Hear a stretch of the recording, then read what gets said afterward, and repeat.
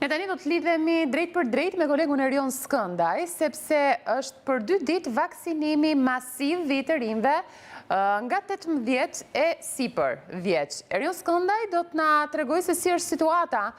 dhe si është interesi për të marrë vaksinën. Erion, të përshëndes, çfarë informacionesh vijnë nga vaksinimi? Ka interes të rinjve për ta kryer vaksinën? Përshëndetje, në fakt për ta saktësuar nuk është vetëm për të rinj, por është për gjithë personat plus 18 vjeç, që do thotë nga 18 deri në 50 vjeç është kjo fash që ende nuk është, le të themi, në listat e ISHP-s për të vaksinuar. Pra, janë 30, le të themi, grup mosha, të cilat kanë mundësi, pra rreth 30 grup mosha, të cilat kanë mundësi që në ditët e hapura të vinë të aplikojnë fillimisht nga shtëpia përmes e-Albania, të prenotojnë vaksinën e tyre dhe të vinë ta marrin në këto 2 ditë, në datën 29 dhe 30 qershor që konsiderohen dhe si ditët e hapura. Ndërkohë që pjesa tjetër e popullatës plus 50 vjeç tani më e ka dritën jeshile të hapur, duke filluar nga moshat më të mëdha, pra nga 59, 58, 57 dhe kështu me radhë, që të vinë të bëjnë vaksinat, kuptohet në bazë edhe të për llogaritjes dhe të programimit që bën mjeku i familjes çdo ditë të javës, sepse ka rreth një javë që është ulur fasha moshore nga plus 60 në plus 50 vjeç. Deri më tani, në harkun e rreth 1 orë 30 minuta që u ndodhem tek qendra kryesore e vaksinimit në sheshin Skënderbej, pra tek ato që njihen si çadrat e vaksinimit, ka patur rreth 25-30 persona relativisht të rinj, të moshave 30, 35, 40 vjeç, ka edhe mosha më të reja, pra 25 vjeç, por më të pakët numër këta të fundit, të cilët kanë ardhur dhe kanë marrë dozën e parë të vaksinës Coronavax. Pra, po ju sjaroj,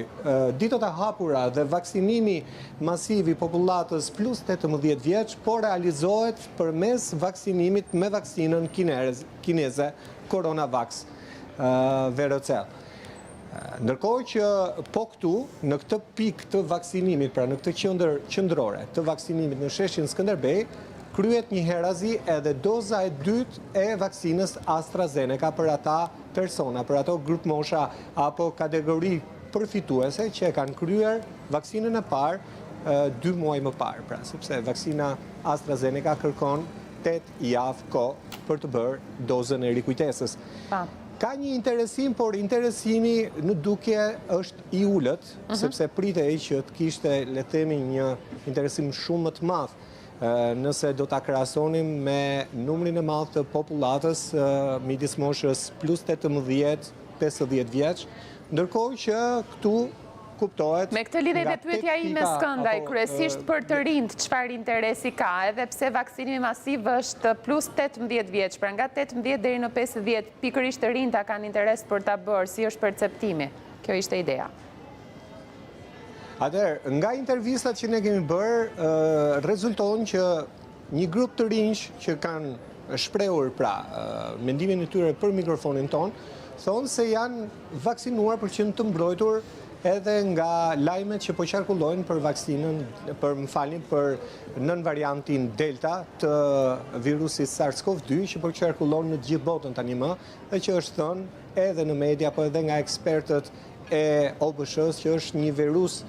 shumë më i rrezikshëm, pra brenda 9 llojeve të njohura deri më tani të varianteve të SARS-CoV-2, varianti Delta është edhe ndër më të rrezikshmit. Dhe një pjesë të rinjve të intervistuar thonë se janë vaksinuar për qenë të mbrojtur, kuptohet, në muajt në vijim. Ndërkohë që një pjesë tjetër nuk kanë pranuar të intervistohen, por jashtë kamerës kanë thënë se kanë refuzuar të vaksinohen sepse kanë ardhur me idenë që do të bëjnë një nga vaksinat e njohura dhe të certifikuara nga EMA apo FDA në Amerikë, sikundër është vaksina AstraZeneca apo Pfizer.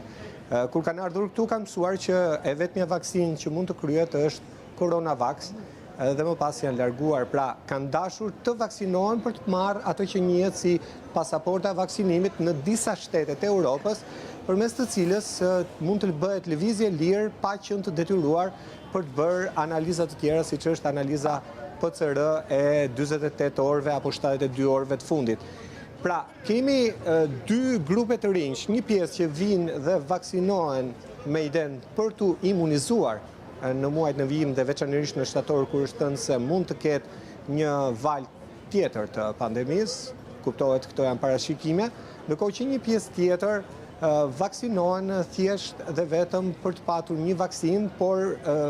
edhe pa e ditur se Coronavax ende nuk është njohur në Europë apo më gjerë. Po, faleminderit. Kjo është paka shumë një paraqitje, ne do të kemi edhe intervistat tona, por këtë informacion kam edhe për qendrën tjetër të vaksinimit tek Air Albania, dhe aty po realizohet vaksinimi masiv sërish me Coronavax, pra nuk ka form tjetër vaksinimi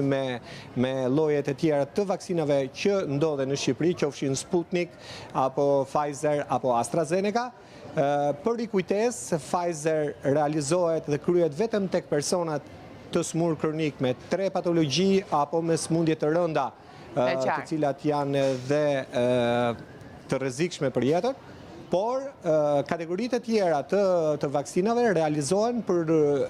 grup profesione të caktuara që sipas ministrisë janë të mirë përcaktuara, siç janë taksistët me Sputnik, mësuesit me AstraZeneca e kështu me radhë, pra janë grup mosha apo grup profesionesh të përcaktuara. Faleminderit Skëndaj për informacionin e përcjell drejt për drejt.